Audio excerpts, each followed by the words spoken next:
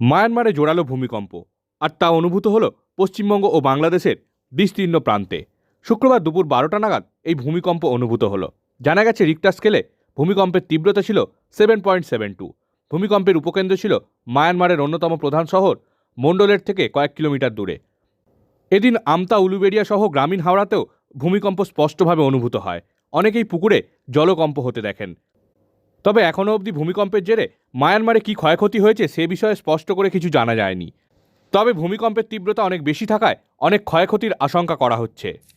50 টাকা 40 টাকা দিলেও তুই নিয়ে যা, ক টাকা দিবি? আমি তোমার এখন হাট কর